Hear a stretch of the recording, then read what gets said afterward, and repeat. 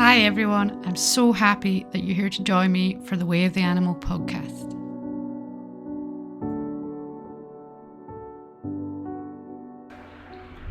Welcome back, Alastair. We're in part 2. Last week we spoke about meditation. Yeah. And just our journey through meditation, but we were linking it back to the podcast where we talked about emotions. Yes. And so we wanted to sort of talk more about, how to regulate, if you can, your emotions, how more you're feeling. More in the moment sort of thing. Yeah, it's meditation sort of was more about... it was about just constant regulation, like upkeep. Yeah. Whereas what I'm thinking about is more... how can you deal with in those the moment emotions? when your emotions start to flare for whatever reason, how you go about dealing with it. Whether you're suppress it and explode or what you do. Yeah. What do you do? Not meant to do either of those things, but I'm really good at doing both of them. Well, this is the interesting thing is I feel like I explode a little less. Or a little less violently. Maybe?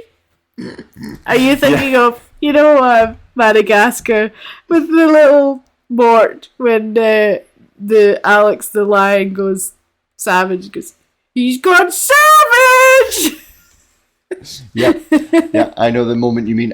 You're 100% from when I first knew you as a teenager. You're a lot less explosive than you were then. Thank God I am 40. I'm glad I've learned something.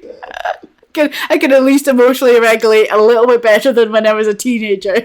Although now I'm having a big hormonal shift again. I don't know. Yeah, that's true. Things are starting to swing the other. Anyway, you're definitely better at regulating the explosions. Although they still do happen, you very much, when you feel an emotion, it is released. And that doesn't matter whether it's happiness, sadness, anger, it comes out. It is. I do struggle to hold it, and I always say I wear my emotions on my sleeve, they just come out. I think something that I do is if I start to have an explosion, which is generally at or towards you because you're near me, it's like in the middle of it or quite early on. Usually I go, I'm really sorry, it's just because you're near me, I'm just really struggling, okay? And I just become aware of what I'm doing and apologize generally and feel bad about it. And your emotions are definitely like that. They are something that you feel that then becomes exterior to you. That's definitely how I think yours go in the moment. So if I've got to the point when I exploded, it means I have not managed to regulate what's been going on with me. Yes. Yep. It's, the recognition there of what it is. But you recognize it during or after the fact. Yes. That you've been projecting whatever emotion it is. Yeah.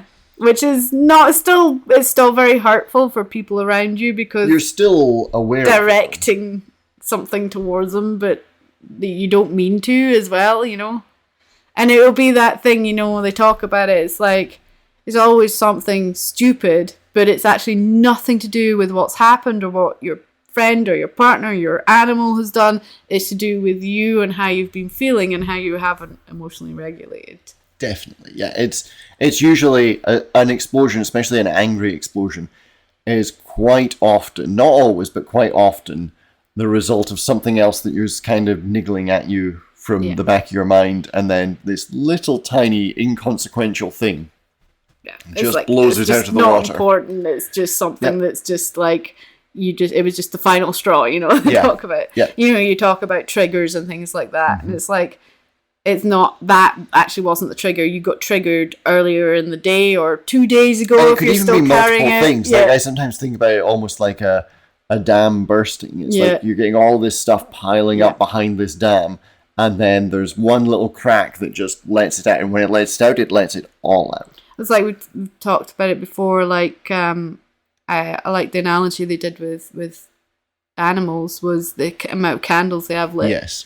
They've got a lot of candles lit means that they've been emotionally triggered a lot. Multiple times, they're just building and building and building. with dogs, you get aggression that comes out of nowhere, or an animal behaves in a way you completely unexpect, and it's because they've been triggered continuously, and the same happens with us. Yes.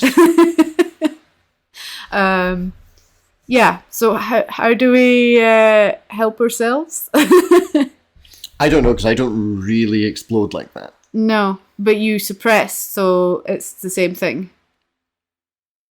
Because both are unhealthy. Yeah. Because both we've got to the point that you're dealing with something emotionally, but you're not dealing with it in an appropriate way that helps yourself. So suppressing, you're just holding it all in. It's like I always talk about holding a balloon underwater. It's really hard work to hold it underwater. It's actually quite tiring holding a balloon underwater, but if you keep it down there, it's safe. It's not doing anything. It's not hurting anyone, but it's hurting you. Yeah. Definitely. I think that's mostly fair. So the way I would deal with emotions and things that make me angry, it depends what it is. Sometimes I let it out right there and then, but it's very specific to things. So there can be certain things that annoy me that prompt a reaction. There are other things that annoy me that I want to regulate my reaction. I don't want to explode. So especially when it's something, say, between us or between me and someone else, if they do something that makes me angry, or you do something that makes me angry, it quite often I will suppress that, and then outside of that moment I will run through it, and that allows me to let it go. The only thing that I would say that is unhealthy about doing that, especially in a relationship, or even and a relationship, we're married, but job relationship, people, is you don't always speak up for yourself. So it's good because you stop, but you actually stop saying anything at that point. That's very true. And that's because you don't want to trigger or upset the other person because it's already escalated. But there is a point where you do need to say something. And I don't mean something hurtful, or it's just be okay. Yep. So let's use the relationship one as an example, because it's a good example. A lot of the time, if you have an explosion, it's hurtful. It probably is hurtful, but it's very much, it triggers that, hey, back off. No, this isn't in me. Don't talk to me like that. Yeah, that kind of response. That is the response, that visceral, that no. Yeah. But that in a situation where you're already lost it, gone savage, was that the? Yeah. I've already gone savage. Don't poke the bear. It's my non-emotional, non-reactive mind knows that you don't actually mean it in the way that you're projecting it. But it still hurts. It still hurts, but it's easier for me to become more passive and let you pass through it. Then the awkward thing is usually you pass through it, then I have to pass through it separately, which makes a little bit of a disconnect there, because quite often you'll be out of it and I'm like, well, hang on, I need to process what just happened. I'm still upset with you, go away. Yeah. Now that you're calm, go away.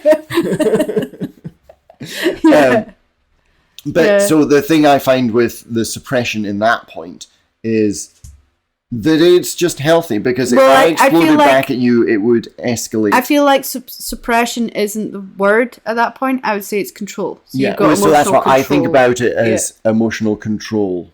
Yes. Yeah, at that point, you're just controlling your emotions in the situation that is highly emotive. Yeah. So it doesn't escalate.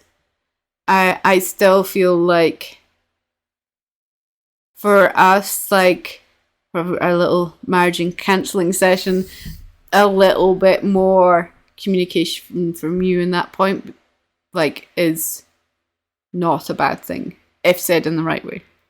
Does that make sense? Yeah, that makes sense. It's because in your control, and it's because I feel the energy of it, in your control, you shut me out because I'm being hurtful, understandably, and that's absolutely the right thing to do, because you need to do that to stop from you like having your emotional explosion at my emotional explosion. Yeah. But like, that sort of shut out and processing, it's like, feels really hard for me. Yes. Because of the way you feel everything. Yeah.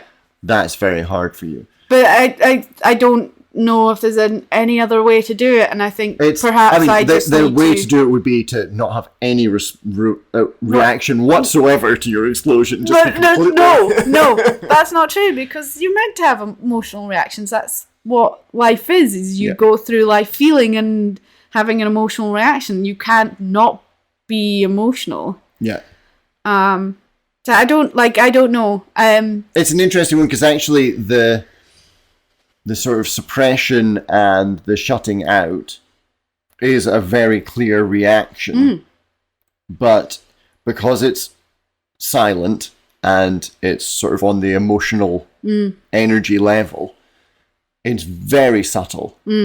Except for me. Well, no, but it is, though. It's a lot more subtle than me saying, whoa, back off. Yeah, and I think, whoa, back off is also obviously not the right answer.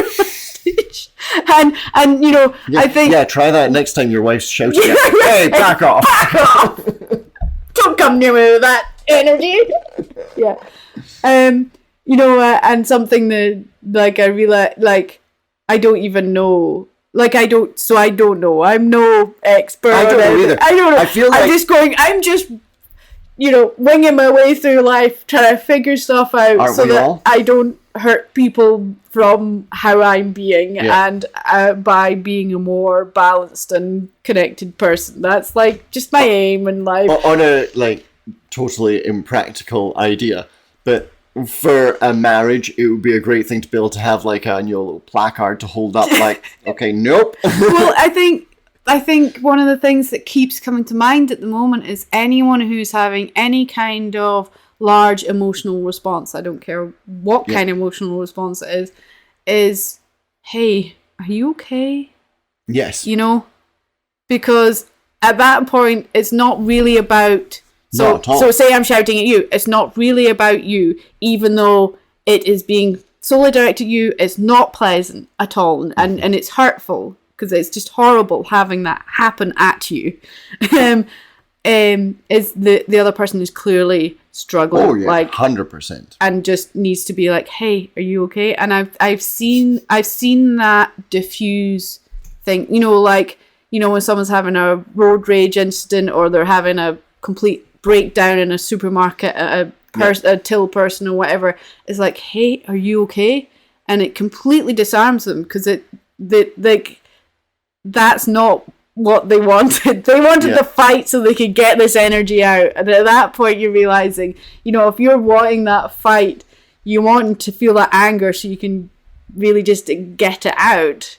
That's when you know that you've been holding on to it for too long. And yeah,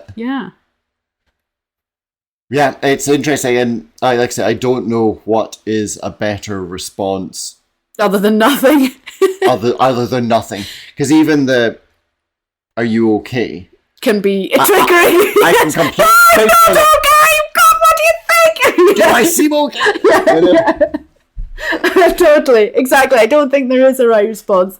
And like I said, I think what you do works, but I find it really hard. Yes. Because that shut out disconnect, I feel on such a high level. Because for you, it's very much a trigger from sort of abandonment type issues. Yes, it's like that feeling of, oh, he doesn't like me anymore, and he doesn't want anything to do with me just because I was so angry. And then I'm like, God, I'm so awful. Why was I so angry? And it's just, like I said in the previous ones, it's like it creates a whole story about who I am because of how I've made you be around me. Out of curiosity, how do you think you would respond to no, stop, this isn't directed at me sort of...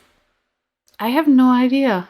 Because I know I've known couples that it seems like, my God, they argue all the time. And it's because when one of them kind of has a wee explosion at the other one. The other one explodes straight back, like, no, do not explode at me like that. And then they kind of clear the air. And yeah, it's fine. Yeah, I don't know. But it's like they always say, like, escalation isn't the answer. And like we said, it's nothing about you in that moment. Yep. But it still hurts you, but it gets it out. I don't know. And then I was thinking, I think with my sister and brother-in-law, like, he'll just be like, hey, stop it. I don't know how he does it, because no one dare talk to my sister like that. I love you, Hazel. I love you so much. But Jesus, when you're having one off, don't. No. But he can just come in and just be like, hey, stop it. That's enough of that. It's like, oh my God.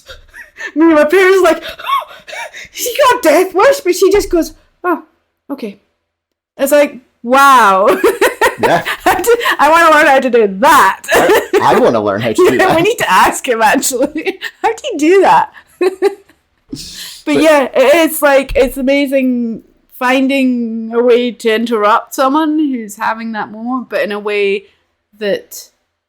So but yes, it's like, then, do you want to interrupt? Do they need to release it? But then actually, you can release emotions in a much more healthy way. Definitely. Than exploding and shouting at your loved ones. Yeah, and... I say we say emotions, we're focusing on anger, but it's one of the most potent, explosive ones that can cause so much issue. Yeah. But a pattern break is a definite thing. You know, that sort of that instantaneous and changing. We've seen it with what's his face? There was a guy, and he was having was he having really depressive thoughts, and he was really sad and struggling, and he's like, what's with your trainers? Why are they bright orange? That was Tony Robbins. There was a guy, and he was having a lot of problems with depression and suicidal thoughts and a real darkness. And he was talking about it, and he just went, they're weird trainers you've got on, or something like that. And it was so, what do they say, out of left field. You know, it was just so out there. He was like, what? And that what made his brain stop doing the process and the kind of practice story of the depression, and took him somewhere else and instantly changed his frame of mind. Yeah. So there is that. So I could see, if you could get it right. Yes. The sudden pattern interrupt of the anger and angry explosion of the, hey. Yeah. Because you'll do it with dogs. Oh, yeah. You see it with dogs all the time. If you've got a reactive dog and it's getting tense and it's getting worked up, or even an eager dog for working dogs. I'm thinking about my young dog. When he starts getting into that, I know he's about to want to go off and chase rather than work. Hey, is enough to go, oh, wait, sorry, I was zoning in there and I needed to zone out. Well, we've done it as well. Like, sometimes we've got collies. Collies just love to work themselves into anxious spirals. And you can help them in all the gentle, kind ways that you can. But sometimes you just have to be like, hey, just stop. And that's like enough to just kind of snap them out of where they were going. Yeah. And then you deal with them in the appropriate way from there. So the difference I think I'm seeing here, though, is that is very much a pattern and like a process that you go through that takes you down that road. It's like you do it as well. If I have a panic attack, quite often it's the pattern interrupt of the panic attack. Yes. So it's like not being able to breathe and having that complete freak out because I can't breathe. Yeah, so if you go panic attack, that side of things, then stop. Yeah. Like that is enough. That stop is enough to get you to. And it does. And it's like, and it's weird though, because it's like, it stops the escalation of the brain. Yeah. And then I'm able to go, okay. And the thing with panic attack that I've learned, if you're struggling to breathe, is don't try to breathe deep, hold your breath. Yeah. Just well that's the stop thing. Like really stop weird. Breathing, stop everything. Just stop. Stop moving, stop breathing, stop everything. And then go again. Yeah. Anyway. But that's interesting because that's on the panic attack side. However, in an anger explosion, if you stop part of my brain's like, well, if you're exploding, you're needing to express it to expel it. Like, that's how you're getting rid of it. Whereas I'm more of the imagine a pen and put it down. Yes. Yeah. You're more of the you release it and get rid of it externally. So then for me, like, a way to emotionally regulate for myself is I need to find a healthy way to let the anger emotion flow. And, you know, like, I know that people use, like, kickboxing and, like, physical activity as a way of doing that, going running, pushing yourself, that kind of thing, because you let it all flow, you use it as a fuel. So I use that sort of thing a lot more, like physical things a lot more. And there was a period I was in quite a frustration with our immigration things. And I was at kickboxing. You weren't there at kickboxing. No. I can't remember. Did you have a cold? Anyway, you weren't there. Yes. And double class, between classes, I was just at the heavy bag, just kicking it and kicking it and kicking it and kicking it. And that was just, I could let out all my frustration and anger in something physical. And I'm kind of one of those, I want to break things angry. Yeah, you do have that. But it's something that I can't really do any harm. I'm not affecting anyone else. I can just go. And that works very well for me. And growing up, I remember that always working well, like chopping wood, you know, unloading feed bags or whatever. You know, something heavy. Something physical, manual. Like that was what worked for me. I think I only once put my fist through a wall. Yeah, I was thinking of that. Was it? That was in my bedroom. Yeah, I was going to say, I think I've seen the hole in the wall. Yeah. I've seen tools being thrown and... Things being kicked. Yeah. Then you break your toe and... Yeah. It's interesting, isn't it? Because at times you need to let it out. Yeah. So then that's great, but like, is there other ways then? Yeah, don't get frustrated, angry. No.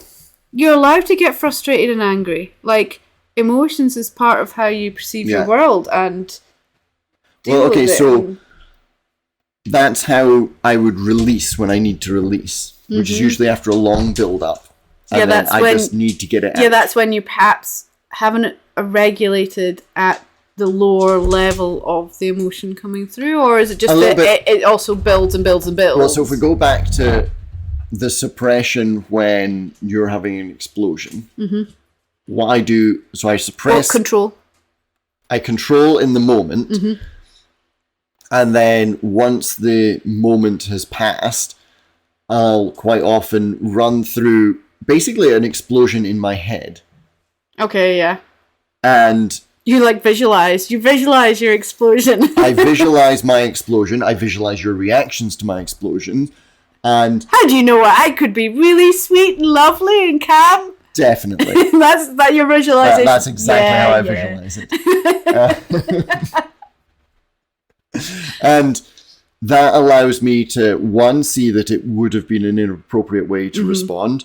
And two, once I've done it, it's done, even though it was only visualized. It's gone, and at that point, it's no more to me. What I find with the build-up ones is there are things that I struggle to pass through. So I don't quite know how to explain it. But so the immigration one of the ones that is a constant frustration is the company we paid to do our paperwork that messed up. And now just won't speak to us. Like, that is a massive frustration and anger for me. And I don't have a way... Well, I can just let it go, say, oh, well, never mind. Yeah. But then we paid them a lot of money to do something and they didn't do it. So there's this frustration. So that one I find at the moment is periodically builds in me until it gets to a point where I need to release it in some physical way. And then it lowers it down. It doesn't solve the problem. No. It's it's that thing, isn't it? I don't know what the resolution to that they talk about that is, though, isn't it? It's the anger's only hurting you.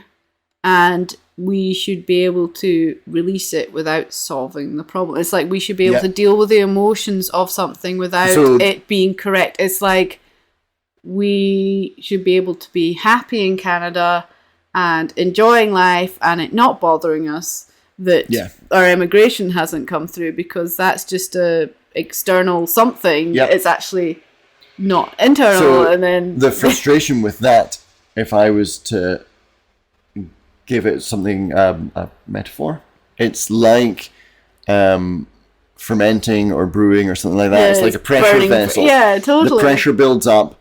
I release a bit of pressure, which takes it down again. And then it comes up. And then it builds up again. Like we talk about it, it's extremely wearing on your situation if there's something that isn't quotation right in your world that you can't do anything about. That's, I think, the big one for me with this one is that it's something that, and I'm very much, I want to do. You're a doer. I'm a doer.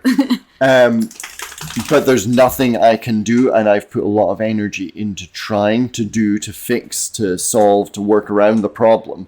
And through everything out of my control, nothing happens. Yes. And it's so frustrating. Yeah. So that's like that. That's the two ways I deal with them. And I think, like, again, with that, there'll be some core thing within you. Probably. To do with that, Yep. that you get to ask questions about and you get to release, because then your level of frustration at what's going on won't be the same. Because it's just fueling something that's within you that gets to be released. It links perfectly back into the deep frustration I have with trusting people to do what you ask them to do. I knew that was... That's exactly what...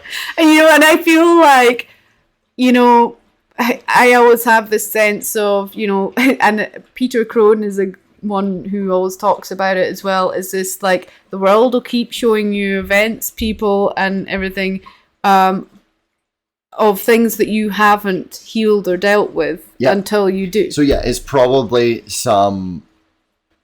So will you sort it out? Because then our immigration will be sorted. Because I've worked a lot on myself over this, and I just feel like if you just sort out that lesson, we'd stop seeing it. Well, I'd really like to sort that lesson out, because I see it everywhere. Yeah, well, it's like, well, duh, what is being shown to you there that isn't healed, I'm very much aware that it is probably some past trauma incident, something. But I don't know the specific one. Well, you get your opportunities to explore that some more in your meditations.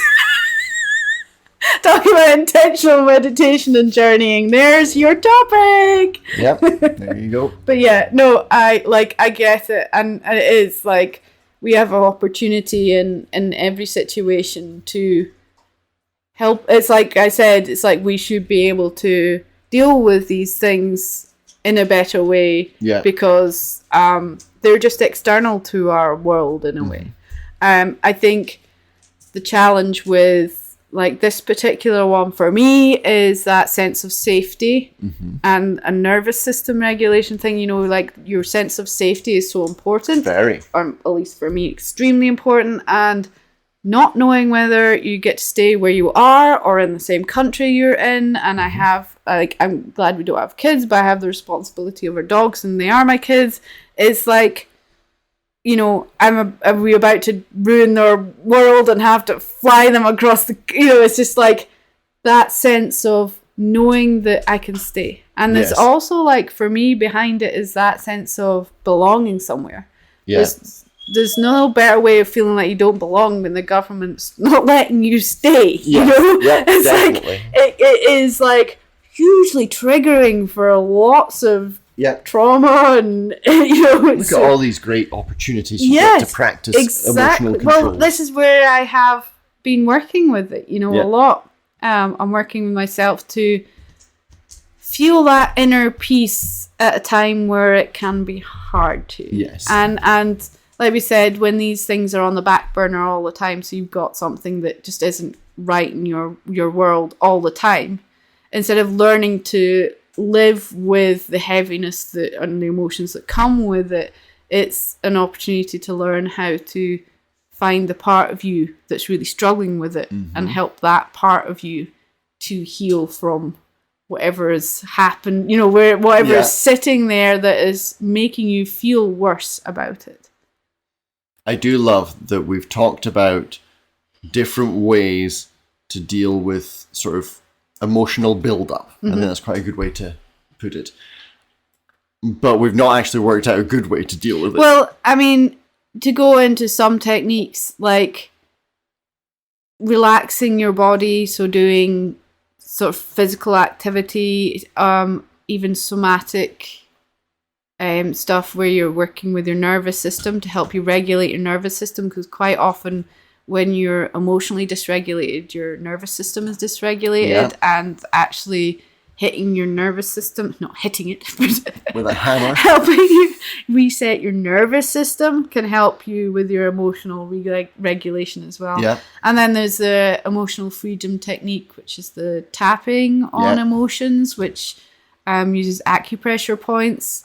So when you're starting to feel like the emotions are becoming, or like before you're exploding, hopefully, but also post-explosion, there's you still have the opportunity to really let go of the emotions that are sitting there because they perhaps haven't fully gone. You've had an explosion, like you said, you've released a bit of the pressure, but you haven't fully released it. There's a million different techniques, but there's breathing techniques. There's a whole bunch of things. There's one which I actually find myself doing a lot, is the touching your joints with your thumb on your other fingers. I don't know what it's called or how to describe it better. I find that a very good regulating, and I think it works a similar way to the kickboxing does, that you have to be quite specific. So I'm touching my thumb to the tip of my finger and then down each joint on each finger in succession. And you have to be quite focused to do it, especially to do it accurately. You can do it kind of half, just touching all over the place, but to do it very accurately, you have to be quite focused, and taking that focus stops your mind from building things. Yeah, and it's like, that's what we've talked about with the kickboxing, is because you really don't want to be in your mind with it, because it's a more balanced physical combination of different movements and energies and control. Like, you can't be in your head in it, so it actually helps you emotionally regulate. Yes, yeah. But these things, they help you, like meditation, emotionally regulate, but they don't really help you during an explosion. No, but they can perhaps help you to not get to the explosion because you actually dissipate or allow to flow the emotion. Which is, you kind of need to be aware of it before it builds. This is where the check-in with the meditation, if you're not, so don't, forget meditation, the check-in. Yes. Check in with yourself. And it's like that whole thing, being aware is, if you feel you are overreacting to minor things, and I always say for people with their animals, if you're getting really frustrated with your animal that's actually not really doing anything wrong, but it's annoying you, things that wouldn't normally frustrate you, then you realize then your baseline is already off. So then that's your opportunity to help yourself and release it then, instead of it being you scream and shout at your dog because they're playing loudly with the toy and it's overwhelming you. It's like, and then you're hurting your dog, and you end up, like, for me, if I shout at the dogs because I've not emotionally regulated, I get really upset with myself. Yes. Because I'm hurting something that's just full of unconditional love for me. Yes. And over nothing. Yep. And then I'm just like breaking their trust because I'm behaving completely inappropriately. Yeah. So yeah. It's an interesting one. It's funny how much comes back to just being aware. Yeah. Like I said, you need to check and need to know how you're feeling. The thing for me, interestingly, is if I'm aware of how I feel, I very quickly go to accepting where I am. Yes. Because I don't get hung up on I'm a bad person because I feel that way. Yeah. So I'm just straight to this is how I feel, okay, that's fine. But okay. that then allows me to release it almost instantaneously because it's like, oh, I feel like, I don't really need to feel like that. It's like we spoke about in the emotions one is like, there's this habit of sort of making you feel like you're a bad person if you feel angry or frustrated or upset or sad or depressed or, you know, and it's like, no, you're allowed to feel what you feel. Yeah. And then, like we spoke about, it's like if you know how you feel, that's how you can help yourself feel better. Because how you're feeling is generally nothing to do with anything outside of you, even though it is. Mm-hmm. It's something else that's going within you that you get to feel. It's like, you know, if you someone has done something bad to you, and you hold anger against that person and always feel angry about that person, the only person you're hurting with that anger is yourself. Yeah. And that's your opportunity to deal with that yourself. Mm-hmm. Because being angry forever at someone is not actually doing anything to them or being helpful. And, you know, it's not at all worth it. It's just completely pointless. You're wasting your energy and feeling in a way that is not going to allow you to have a wonderful life, you know? I always think about that getting frustrated with other people, judging other people, that whole realm of that sort of thing, it's such a waste of time. Like, it's easy done though. There's so much you can do for yourself and to better yourself that why would you worry about whether or not someone else is bettering themselves? Yeah. You know, But when, like, I find if I'm starting to get into that realm, then I instantly go, okay, what's going on with me? Well, that's it. I think there is a part of that thing, and it's a definite known thing, that if I put you down, it makes me feel better about me. Yeah.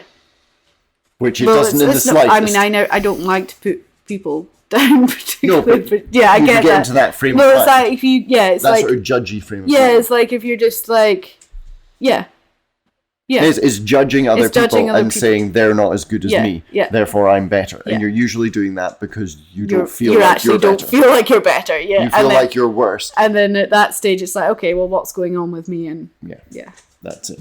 This blooming awareness, it's killer. Awareness is fantastic because once you get aware and you just accept that things are the way they are, then it's great. But it's also really annoying.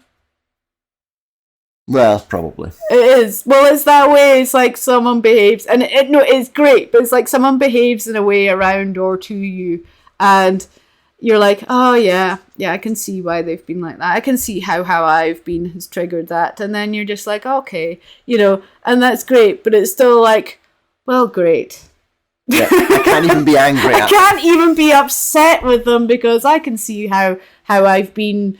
And it's not even like I've been a bad person. It's just like, I can see how I've been. It's just not really been the type of person that they wanted or needed. It's not even so much that. It might not be something that you've done at all. It might just all be from them, you know, the way they're being. Yeah. But you can understand why they're being like that or have a rough inkling that it's going to be one of these things that's caused them to be. Yeah. And then you're just like, okay. Well, there we are then. That's where we're at. That one brings me into slightly off topic, but it's the sort of the bad person thing. And I find this interesting and in story writing and things like that. The reasoning behind the bad person. Because, you know, the bad guy doesn't necessarily think he's the bad guy. He thinks you're the bad guy. You know, it's all about perspective and what you think. So, it's an interesting... Does that make anyone bad? Well, you see, we've spoken about this before, because, again, I was listening to Peter Crone on a podcast, and they were talking about this as, you know, how there's dark and light and good and bad. You know, perhaps there are bad people just to teach us how to be good. Yeah. You know? But or is it just that they are seeing world from their perspective and behaving in that way because that's... Yep. You know... They don't even know they're bad, like you said. So it's just like. Well, so you take really the like fantasy tropes of the dark evil lord that's going to take over the world and blah blah. probably telling himself that, well, what I'm going to do is I'm going to get everyone together in order under one regime, and there'll be peace and prosperity. Everyone will have everything they need, and they'll just be like... They're doing it for the good, they think. It's like... Their perspective of what's good might... Yeah. The greater good. The greater good. It's for the greater good. You know, we're just murdering people, but it's for the greater good. Yeah. Their... perspective of the greater good might be skewed and might become more skewed over time. Thanos in Marvel, you know, where... Perfect one. Everyone's struggling, everyone's suffering. If we get rid of half the people, then there'll be abundance for everyone. No one will be struggling and no one will be suffering. So it's, quotation, a good goal. Yeah. But it's maybe not the right way to go about it. Exactly. Yeah. So it's that thing. It's... Then are they bad people? Yeah, they're maybe just not the best way to go about things. It's just a bit skewed on how they want to save the world. Yeah. Well, I think that's always the way, is that, you know, they're trying to do good, but it's just like, from their perspective, they don't realise how terrible it seems. Yeah, that there is a better way to do it. Yes. Not that anyone knows what that is, but there's maybe a better way than they think. Yes. Thanos and killing half the population. Yeah. I mean, that's a real interesting one. It's a completely different topic, which I think we've done before, is communication. Yes. That's generally the way to solve conflict, is communication. Yeah. But communication's hard, especially when emotions are involved. So, yeah. Just because you can control your emotions better than me. But yeah. Well, you know, they call it emotional maturity, and it's about the only mature thing about me. So. Sure. Since the boy hitting stuff. Yeah. I hit stuff, I feel better. I'm mature. Exactly. I don't know why you sounded like that, but we'll go with that. Meanwhile, I'm making fart jokes and things. So. Yeah, exactly. Okay, we'll leave it there. Sure, I don't know where there is, but... No, neither do I. There are different ways to deal with the emotions, but the... exploding back at someone, I don't think is... I don't know, because it works for your sister. So yeah, but he doesn't explode. He's calm. That's true. There's no emotion. It's like how he does it is how I do it with the dogs, you know? Yes, well, that's it. Yeah, because if you're emotional dealing with a reactive dog, that doesn't help things. No. But if you're very level, then it works. Yeah. That's why I can get things sometimes out of the dogs better, because I can be very level with my emotion. Mm-hmm. Yeah. There you are. Well, more interesting topics. We lots of questions. Yeah, I love how we've done like a 3-parter on this emotions. It's been really interesting to dive deeper into them. I find emotions really interesting because I have a odd relationship with them. I don't think you have an odd. I think there's other people like you in the world. It's just that you're surrounded with people like me. I'd love to meet the other people in the world. Do you think I just draw in all the emotionally dysregulated people who explode? Maybe. Yeah. Well, thank you. Thank you.